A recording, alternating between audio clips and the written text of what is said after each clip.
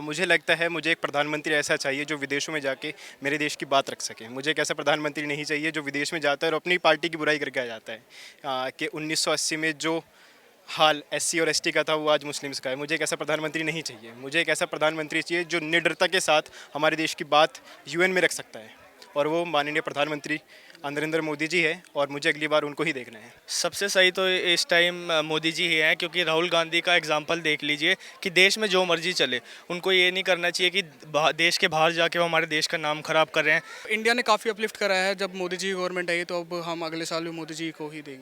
और इस समय करंट मोमेंट में अगर देखा जाए तो मुझे ऑपोजिशन, लैक ऑफ ऑपोजिशन लग रहा है। कोई ऐसा लीडर हमारे ऑपोजिशन में है ही नहीं जिसका हम मोदी जी से उठकर सपोर्ट करें। तो इसीलिए हम लोग अगर हम सपोर्ट भी नहीं कर रहे तो दूसरा ऑप्शन नहीं है हमारे पास, इसलिए हम मोदी जी के खुले मन से सपोर्ट कर रहे हैं। विश्वविद्यालय के साउथ कैंपस में इस समय हम मौजूद हैं और आर्यभट्टा कॉलेज में इस समय हम हैं। कुछ ही देर पहले यहाँ पर विदेश मंत्री एस जयशंकर पहुँचे थे और विद्यार्थियों के साथ उन्होंने जो है वो डायलॉग किया है, संवाद किया है, और जो यहाँ पर स्टूडेंट्स के मन में जिज्ञासा थी वो उन्होंने रखी विदेश मंत्री के सामने, और यहाँ पर जो है उसका रिप्लाई जो है वो एस जयशंकर की तरफ से दिया गया, जो आजकल पूरी दुनिया में जाने जाते हैं अपने उस अंदाज के लिए, अपने उन स्टेटमेंट्स के लिए। आइए खुद इन विद्यार्थियों से बात करें, क्योंकि अब केवल 1 साल रह गया है 2024 लोकसभा चुनाव में भी, और कहीं ना कहीं ये ग्रोइंग जनरेशन है। पहली बार लोकसभा में जो है चुनाव जो आने वाले हैं उसमें मतदान करने के लिए बहुत सारे स्टूडेंट्स होंगे, पहली बार उनका वोट बना होगा। आइए इन युवा साथियों से बात करेंगे। सबसे पहले आपका नाम बताइए और किस आर्यभट्टा कॉलेज से? जी, मेरा नाम अंकित भारद्वाज है। मैं आर्यभट्ट कॉलेज में सेक्रेटरी ऑफ स्टूडेंट काउंसिल हूँ। क्या कहेंगे? सबसे पहले एस जयशंकर आए थे और यहाँ पर जो डायलॉग किया गया स्टूडेंट्स के साथ, उस बारे में क्या कहेंगे?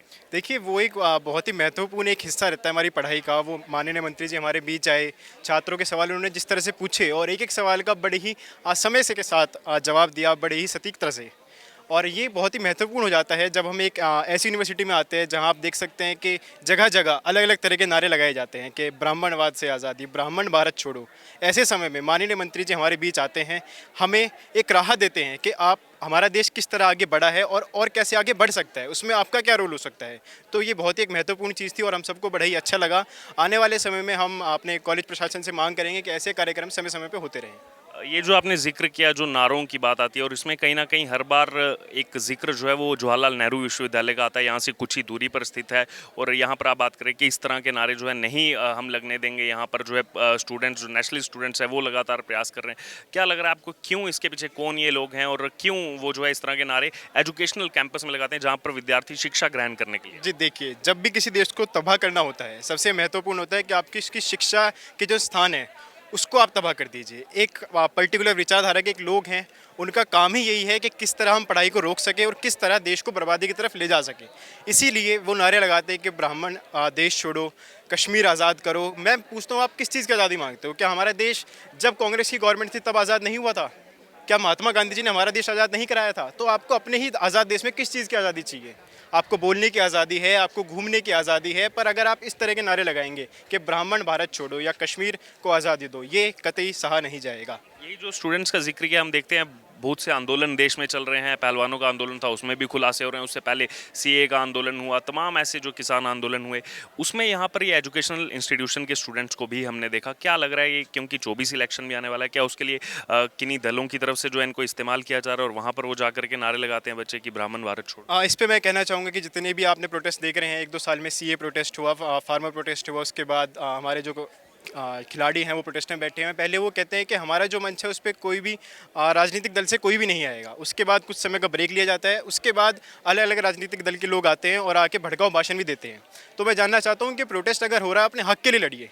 आप क्यों किसी पर्टिकुलर पार्टी को आमंत्रित करते हैं कि आप हमारे पास आइए, हमारा सपोर्ट कीजिए? तो मुझे लगता है ये सब चीज़ें नहीं होनी चाहिए। आपको अधिकार है, हाँ हम भी करते हैं एज अ प्रोटेस्ट, हम भी जब हमारे अधिकारों का हनन होता है प्रोटेस्ट हम भी करते हैं, बट प्रोटेस्ट करने का एक मैनर होता है। आप किसी देश के खिलाफ नहीं बोल सकते जिस देश में आप रह रहे हो। जी। जो डायलॉग चल रहा था उसमें एक बात का जिक्र उन्होंने किया, और वो अभी बहुत चर्चाओं में है कि अभी हम 5वीं बड़ी अर्थव्यवस्था बन गए हैं, तीसरी बड़ी अर्थव्यवस्था बनने जा रहे हैं। 2 दिन पहले उपराष्ट्रपति जगदीप धनखड़ का भी बयान आता है कि हम 2047 तक पहला देश बन जाएंगे, और ब्रिटेन के भी कुछ सांसद हैं वो वहाँ पर, क्योंकि भारत ने ब्रिटेन को पीछे छोड़ा है, तो वो वहाँ से कहते हैं कि भारत ऐसे बढ़ता रहा तो 2047 तक दूसरा या पहला सबसे बड़ी अर्थव्यवस्था बन जाएगा।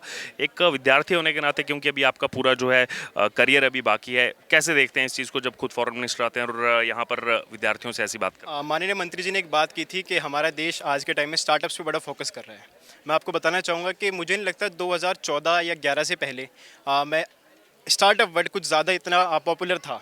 आप देख सकते हैं पाकिस्तान भी हमारे साथ ही आज़ाद हुआ था, उसकी हालत एकदम माइनस में है और हम प्लस प्लस प्लस होते जा रहे हैं। अच्छा, अब यहाँ से थोड़ा पॉलिटिकल सवाल की तरफ चलते हैं। मतदान अब आप करेंगे, अगले साल जो है महत्वपूर्ण चुनाव है और यूथ का एक बहुत इम्पोर्टेंट रोल है और लगातार अभियान चलाए जाते हैं कि मतदान अवश्य करें।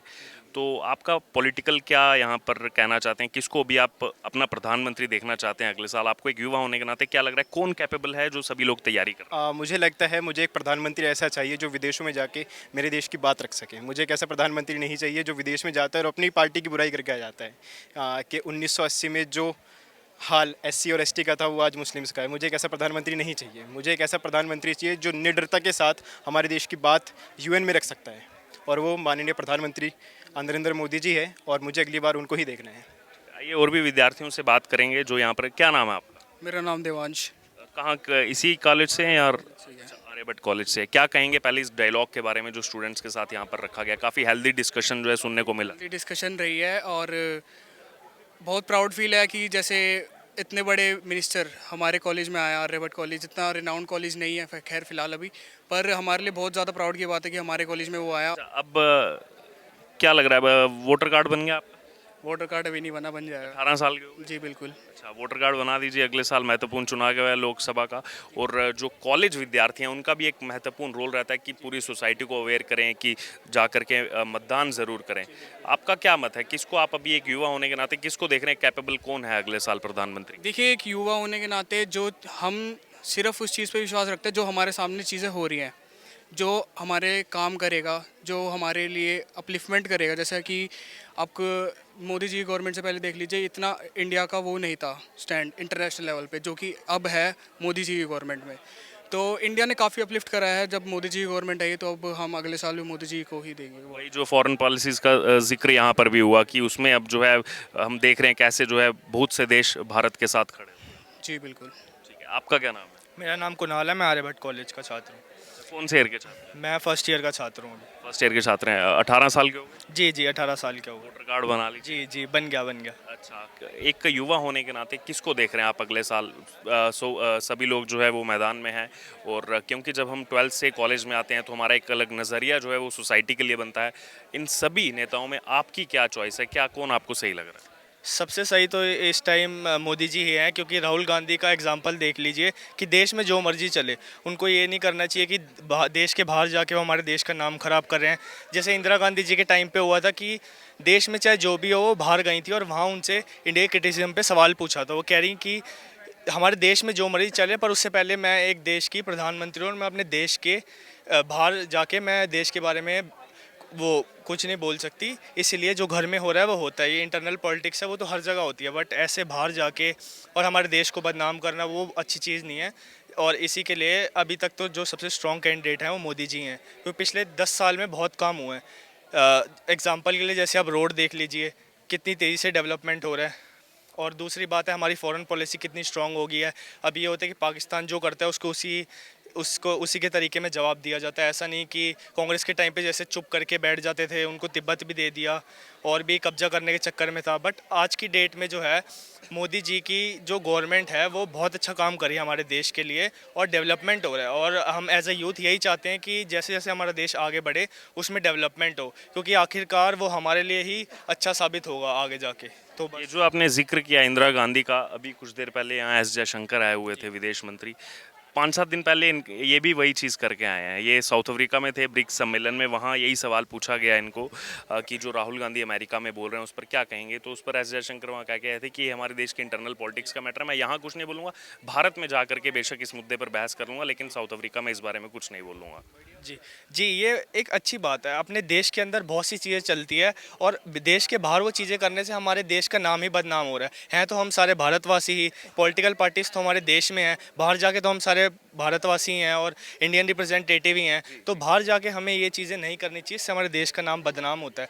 हाँ, ऐसा है कि सामने वाली पॉलिटिकल पार्टी इनके कामों से खुश ना हो, और डेमोक्रेसी में चलता भी है कि वो लोग उनको क्रिटिसाइज़ करें, बट बाहर जाके इस तरह करना, इससे भारत का पूरी दुनिया में अपमान होता है। क्योंकि वहाँ पे सिर्फ नॉर्मल बंदे नहीं थे, काफ़ी इनवाइटेड थे, बहुत बड़ी बड़ी हस्तियाँ, जो लोग एक प्रोपोगंडा भी इसको चला सकते हैं कि भारत के नेता ही एक आके भारत के बाहर और उनको क्रिटिसाइज़ कर रहे हैं ऐसे। तो ये चीज़ें बहुत गलत है, और ये चीज़ कांग्रेस को भी समझनी चाहिए कि है तो हम सारे भारतवासी ही, और देश में चाहे अंदर कुछ भी चले, पर बाहर जाके ये सब चीज़ें एक इतने बड़े नेता खासकर राहुल गांधी जी को शोभा नहीं देती। बहुत बहुत धन्यवाद। क्या नाम है आपका? सर वैभव। वैभव, कौन से ईयर के? सर मैं पोस्ट ग्रेजुएशन कर रहा हूँ अभी इसी कॉलेज से। आर्यभट्टा कॉलेज। जी जी अच्छा, आप थे कार्यक्रम में एज? जी जी, इसीलिए खास कर आया था मैं। अच्छा, इसीलिए स्पेशल आए थे। क्या कहेंगे पहले इस कार्यक्रम के बारे में? सर मतलब कि अगर हमारे फॉरेन मिनिस्टर आ रहे हैं एक छोटे से कॉलेज में यहाँ पे, तो वो दिखाता है कि वो कितने मतलब हम लोगों के लिए केयरफुल, मतलब कितना केयर करते हैं। लाइक वो फॉरेन में भी रहते हैं, साउथ अफ्रीका गए, कहाँ कहाँ गए, और फिर यहाँ पे भी कॉलेजेस में जा रहे हैं। ये कितनी बड़ी बात है और हम लोग के लिए कितनी सम्मान की बात है ऐसा। अच्छा, अब बढ़ते हैं आगे, क्योंकि मात्र 1 साल से कम समय रह गया। 18 साल के हो गए हैं आप? जी जी वोटर कार्ड बना लिया? जी जी। तो किसको देख रहे हैं? बहुत से लोग तैयारी में हैं। अब आप पॉलिटिकल सब चीज़ें देखने लगे होंगे कि कौन नेता कैसा है, किसने क्या काम किया है। कॉलेज में भी ये सब चीज़ें डिस्कस होती हैं। किसको आप देख रहे हैं कैपेबल इन सब नेताओं में? सर मैं पीएम के लिए ऐसे व्यक्ति को देखना चाहता हूँ जो एक इंडिया की जो इमेज है वो सुधारे, जो अभी इंडिया जहाँ पे है उससे और बेहतर की तरफ ले जाए, जो अभी डेवलपिंग कंट्री है उसको डेवलप की ओर ले जाए, जो अभी हम नॉन परमानेंट मेंबर उसको परमानेंट मेंबर यूएनएससी की सीट में ले जाए। हम इंडिया को ऐसा चाहते हैं, और जो व्यक्ति इसलिए कैपेबल होगा हम उसको सपोर्ट करने के लिए रेडी हैं। आज भी जिक्र किया, यहाँ पर सवाल पूछा गया उनसे। अच्छा, आप ही ने सवाल जी पूछा जी था? जी, यूएन परमानेंट सीट के लिए वो मैंने ही पूछा था कि हम मल्टी अलाइनमेंट के लिए जा रहे हैं और फिर अपना क्या स्टैंड है ऐसा। तो वो जो आंसर उन्होंने दिया कि ज़रूरी नहीं है, वो हॉस्टल की एग्जांपल, कॉलेज लाइफ में आप हैं, हॉस्टल की एग्जांपल उन्होंने दी कि ज़रूरी नहीं कि वार्डन हमेशा। वर्डन यस सर। लाइक हाँ, लाइक उन वो इतने बड़े लेवल के क्वेश्चन को हम लाइक हम लोग के पर्टिकुलर आंसर से रिलेट करना वो बहुत अच्छा लगा हमें, इन पर्टिकुलर कि हमारे वार्डन का एग्जांपल देके हमें एक्सप्लेन कर रहे हैं। तो बहुत सेटिस्फाइंग आंसर था, जो मुझे लगा कि अच्छा था आंसर उनके तरफ से। चलिए, अब ये आपने सब एक्सप्लेन कर दिया। अब नाम बता दीजिए, सब में कैपेबल कौन लग रहा है अब अगले साल के लिए आपको? बहुत से लोग लाइन में है पीएम बनने के लिए। लाइक कैपेबल बहुत सारे लोग हो सकते थे, अभी भी हो सकते थे। आप देख रहे हैं कि अलग अलग स्टेट्स में देखा जा रहा है कि वो अपने सपोर्ट के लिए जा रहे हैं, इन मुझे सपोर्ट कर दो, मुझे सपोर्ट कर दो, इन्हें ना करो, वो ना करो। पर मेरा केवल एक मतलब है कि हम ऐसे व्यक्ति को सपोर्ट करें जो मतलब जिसकी खुद की एक पर्सनालिटी हो। और इस समय करंट मोमेंट में अगर देखा जाए तो मुझे ऑपोजिशन, लैक ऑफ ऑपोजिशन लग रहा है। कोई ऐसा लीडर हमारे ऑपोजिशन में है ही नहीं जिसका हम मोदी जी से उठकर सपोर्ट करें। तो इसीलिए हम लोग के, अगर हम सपोर्ट भी नहीं कर रहे तो दूसरा ऑप्शन नहीं है हमारे पास, इसलिए हम मोदी जी के खुले मन से सपोर्ट कर रहे हैं।